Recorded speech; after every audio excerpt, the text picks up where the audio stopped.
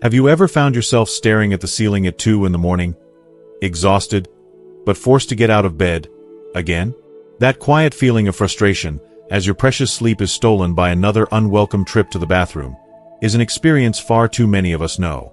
At first, we might brush it off and think, well, this is just a part of getting older. But as a physician, I must tell you that each of those walks in the dark is more dangerous than you might realize. Shocking statistics show that a significant number of serious falls among seniors happen during these very nighttime trips.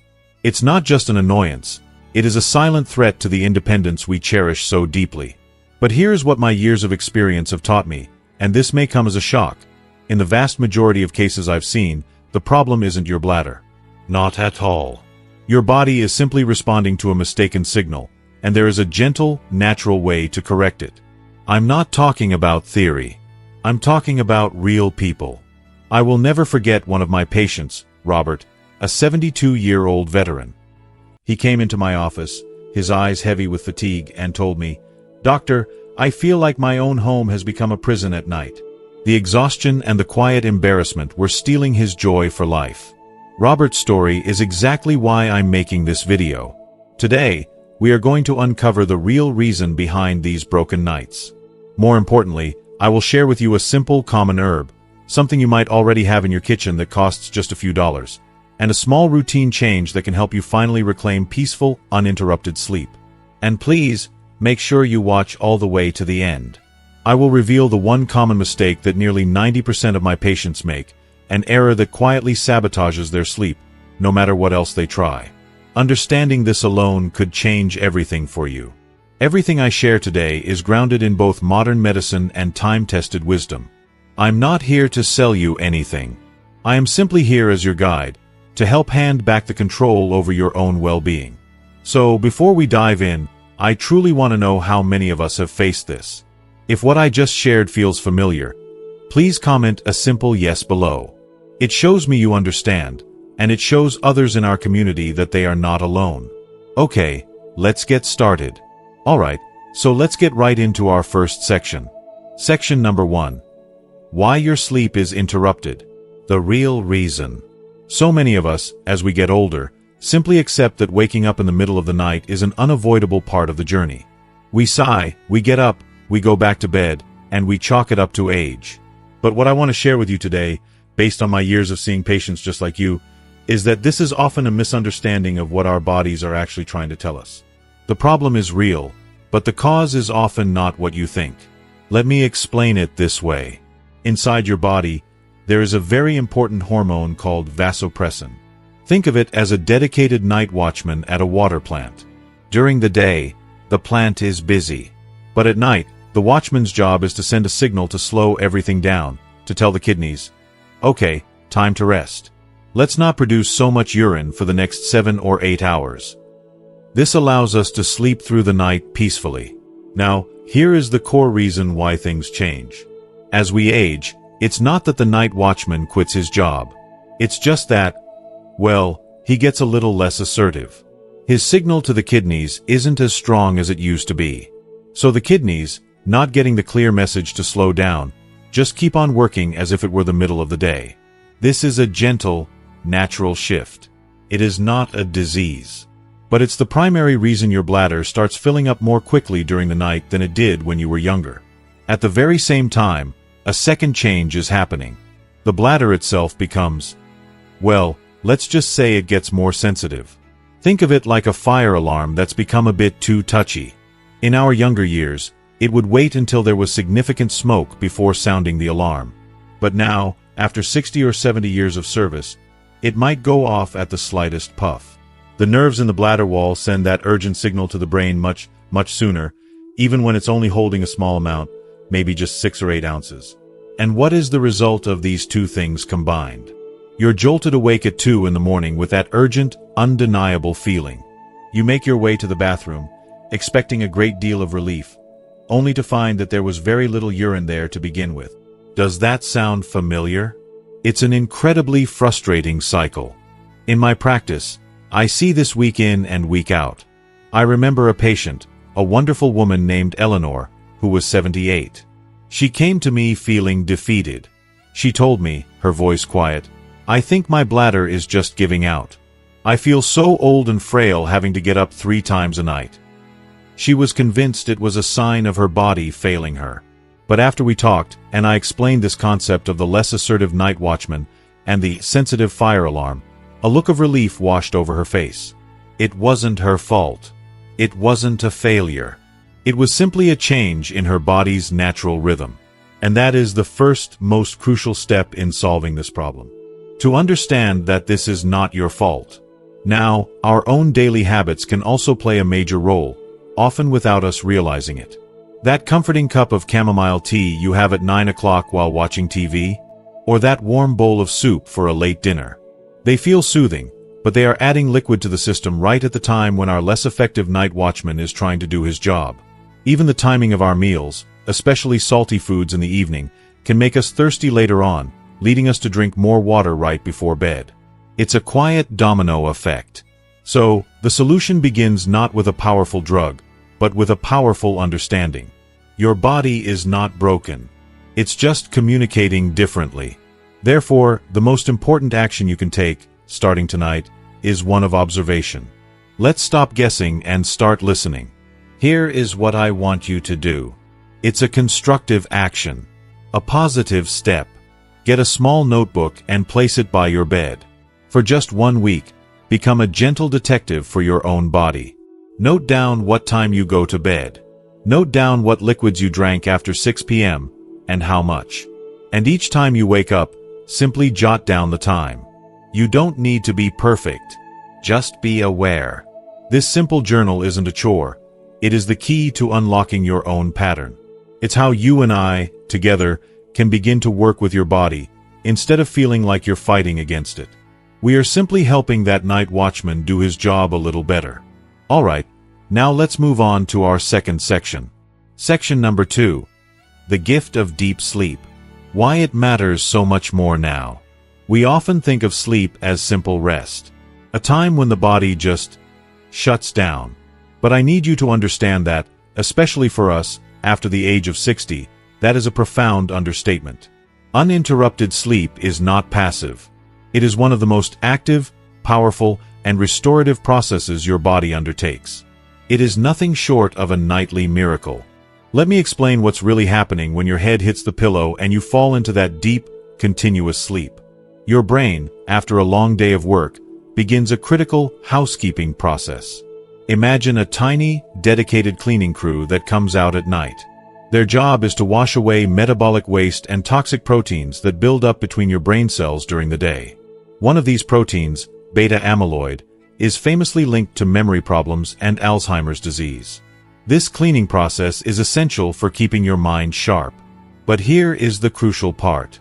This cleaning crew needs time to work. They need long, uninterrupted shifts. Every single time you are forced out of bed by your bladder, it's like a loud alarm goes off, and the entire cleaning crew has to stop what they're doing, pack up their tools, and hide. The cleaning process is cut short. When this happens night, after night, after night, the waste products don't get fully cleared away. They start to accumulate. This is the direct, biological reason why, after a night of broken sleep, you wake up feeling that sense of brain fog.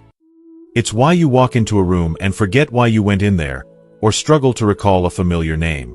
It's not just because you're tired. It's because your brain literally did not have the chance to clean and reset itself properly. That fog is a symptom of an incomplete job. The benefits go far beyond just your memory. Deep, continuous sleep is when your body does its most important repair work. It's when you release growth hormone, which is vital for repairing tissues, maintaining muscle mass, and keeping your bones strong. If you've ever noticed that your joints, perhaps those aching knees or that stiff shoulder, feel significantly worse in the morning after a bad night's sleep, this is why. Your body didn't get the uninterrupted time it needed to reduce inflammation and repair itself. Think about the sharpest, most vibrant seniors you know. The ones who are still active, engaged, and full of life in their 70s, 80s, and even 90s. I can almost guarantee you, if you ask them about their habits, they will tell you they protect their sleep. They understand that it is not a luxury. It is the very foundation upon which their health is built. I remember talking with a patient named Arthur. He was a retired engineer, a brilliant man who had always prided himself on his sharp mind. But he came to me worried, because he was starting to have trouble with his crossword puzzles, something he used to do effortlessly. He was waking up 3 or 4 times a night, and he had just accepted it as his new normal. We didn't put him on any new medication for his mind. Instead, we focused entirely on helping him sleep through the night. A few weeks later, he came back to my office, and the change was remarkable.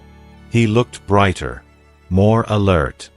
He smiled and told me, "Doctor, I finished the Sunday puzzle in record time this week. It feels like the fog has finally lifted." All we did was give his brain's natural cleaning crew the time it needed to do its job. So our goal here must shift. It's not just about getting 8 hours of sleep. It's about getting 8 uninterrupted hours. That continuous stretch of rest is the most powerful healing medicine available to us, and the best part is, it's absolutely free. It is a gift that your body is trying to give you every single night. Our job is simply to create the right conditions to accept it. If you agree that this kind of quality sleep is absolutely priceless for our health, take a moment right now and just comment the word health below. It's a way for us to affirm, together, that we are prioritizing the foundation of our well-being. Okay, let's proceed to our third section. Section number 3. Introducing the helper from your kitchen. Parsley and coriander.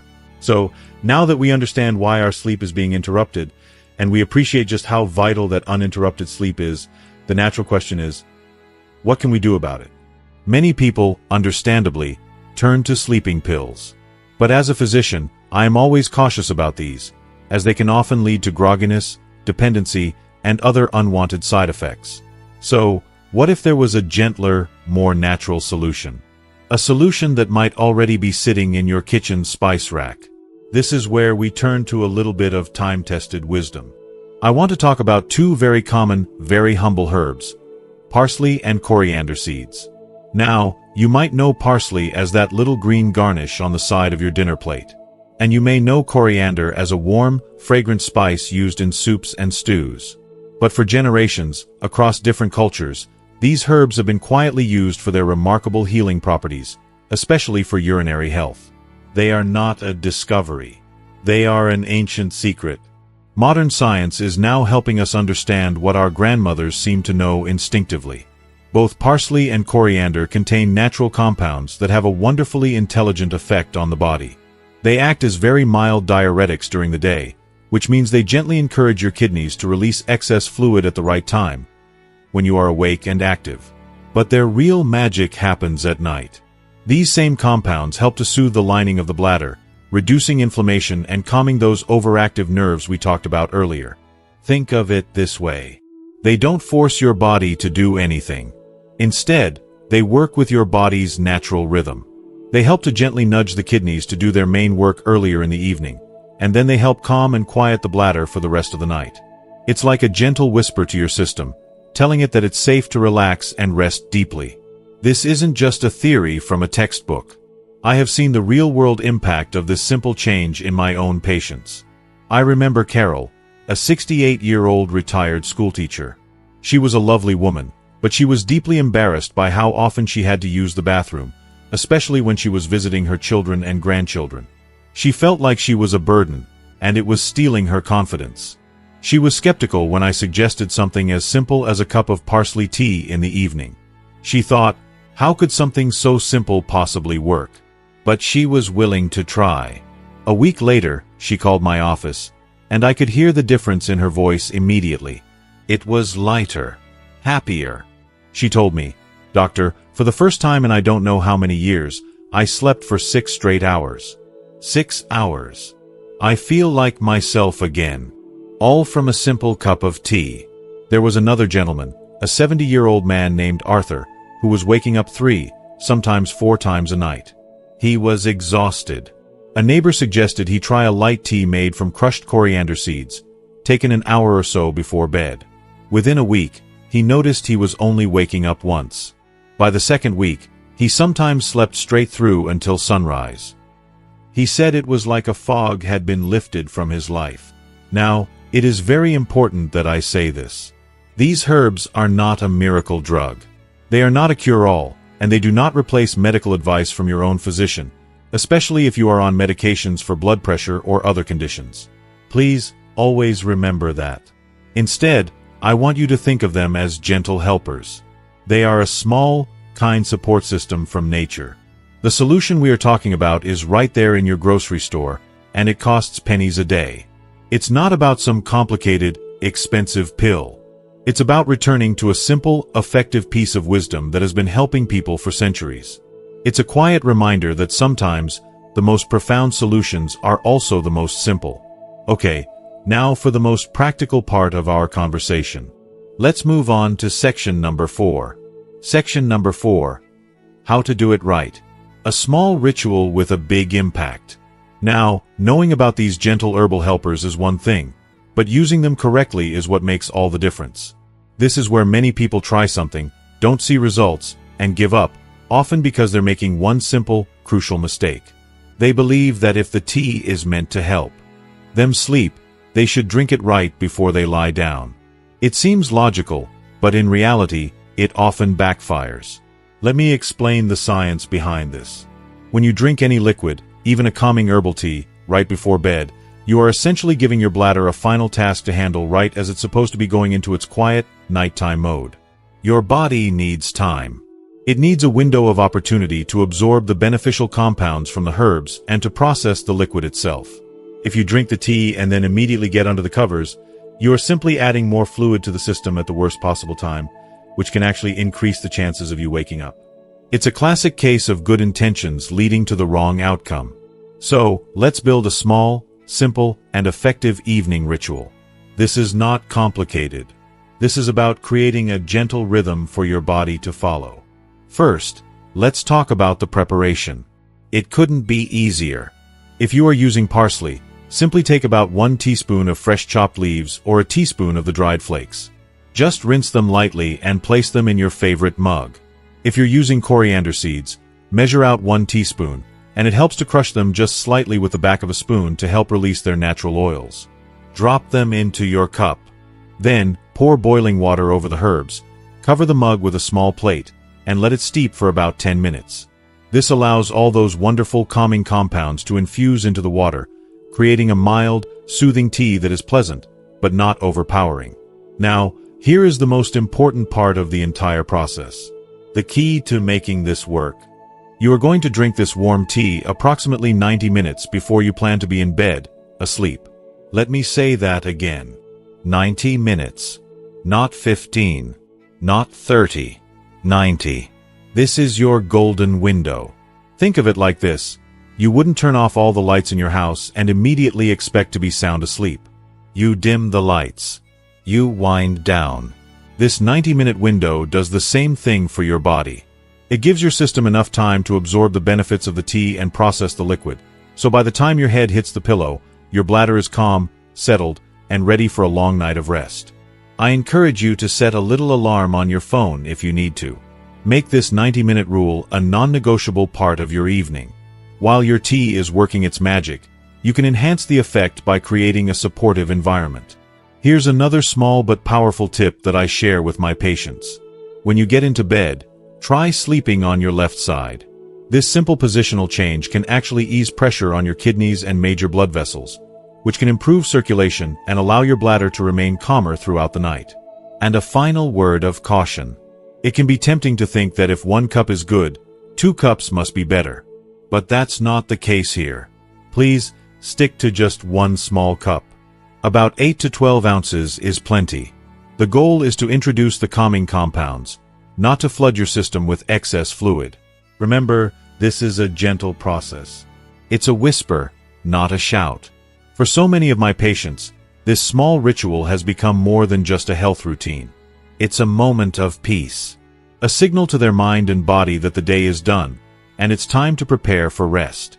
The warmth of the cup in their hands, the quiet moment of sipping the tea. It's an act of self-care. And with this small, intentional step, you are giving yourself the very best chance to wake up feeling refreshed, strong, and ready for the day. Now, I'm curious.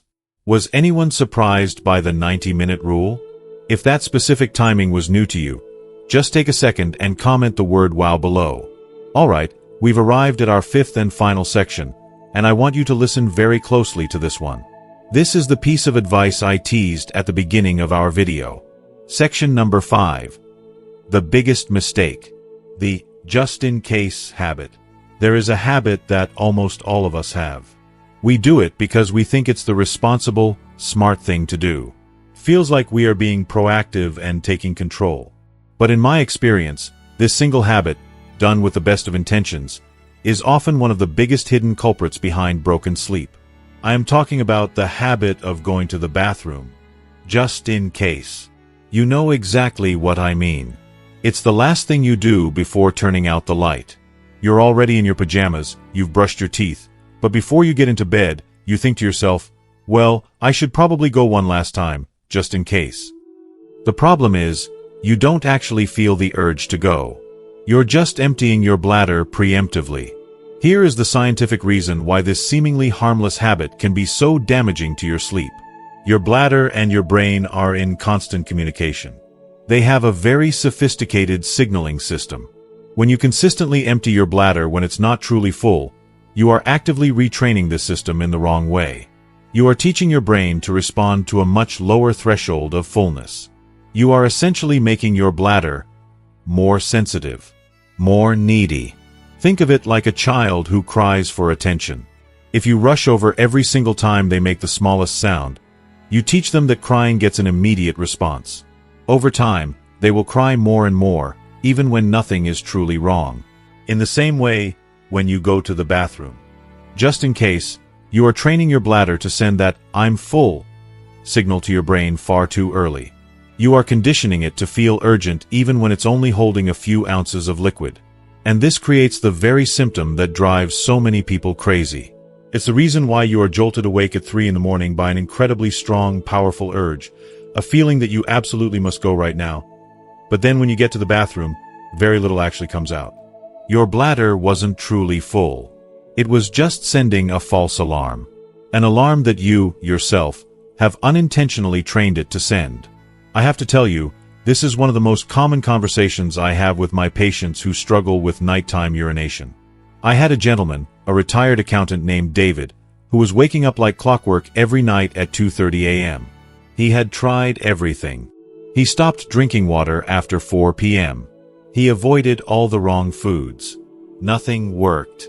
When I asked him about his nightly routine, he proudly told me he always made sure to empty his bladder right before his head hit the pillow. It was his final, responsible act of the day. I challenged him to stop doing it. Just for 1 week. He was very hesitant. He said, "But doctor, if I don't go, I'm worried I'll have an accident or wake up even earlier." He was afraid to trust his own body. It's a common fear. But he agreed to try. A week later, he came back to my office, and he was smiling. He told me that for the first 2 nights, he still woke up around the same time, out of habit. But he didn't feel that overwhelming urge, so he just rolled over and went back to sleep. By the 3rd night, he slept until 5 a.m. for the first time in over a decade. He was retraining his bladder-brain connection, simply by trusting his body's natural signals again. So here is my corrective action. My challenge to you. For the next 7 nights, I want you to stop going to the bathroom, just in case. Only go to the bathroom before bed if you feel a true, genuine, natural urge to do so. I know this might feel strange at first. It might even feel a little bit risky. But what you are doing is a powerful form of bladder retraining. You are allowing your body to recalibrate its own signals. You are taking back control by letting go of a false sense of control. Trust your body. It knows what it's doing. This simple change, breaking this one single habit, can be the most profound step you take towards achieving a full, uninterrupted, and deeply restorative night of sleep. As we come to the end of our time together, I can't help but think back to my patient, Robert, the veteran I mentioned at the very beginning.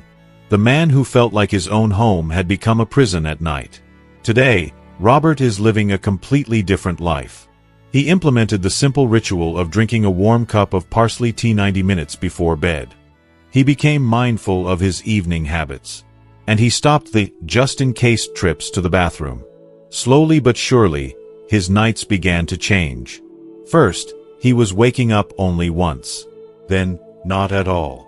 He wakes up feeling rested now. He has the energy to play with his grandchildren, to go for long walks with his wife, and to truly enjoy his retirement. He told me something I'll never forget. He said, "Doctor, getting my sleep back, it felt like getting a piece of my life back." His story is a powerful reminder of our core message today, which is really quite simple. You do not have to accept broken, restless nights as an unavoidable destiny of aging. It is not something you simply have to endure. With a little bit of knowledge and a few gentle, intentional adjustments, you absolutely have the power and the right to enjoy peaceful, restorative sleep. As we wrap up, we've explored the real reasons for nighttime waking, the profound gift of deep sleep, and the simple, practical steps you can take to reclaim your nights. But knowledge is only powerful when we put it into action. So now, I have one important question for you. What is the one commitment you are making to yourself this week after watching this video? It could be as simple as, I will try the parsley tea for 7 days, or I will stop the just-in-case bathroom trips, or I will start my evening wind down 90 minutes before bed. Please share your personal commitment in the comments below. Reading your commitments inspires me, and more importantly, it will inspire others in our community to take that first, hopeful step. And if you found real value and a sense of hope in our time together today, please show your support by giving this video a like. It truly helps our message reach more people who need to hear it. To ensure you continue on this journey with us and never miss another video full of this kind of gentle, practical wisdom, please hit that subscribe button. It's more than just subscribing. It's joining a community. A community dedicated to living our golden years with health, dignity, and joy together. Finally, think of just one person in your life who might be struggling in silence with this very issue. A friend, a sibling, a neighbor. Please share this video with them. You might just give them the gift of a good night's sleep, and that can change everything. Thank you so much for your time and your trust. Stay healthy, stay wise, and please, sleep well.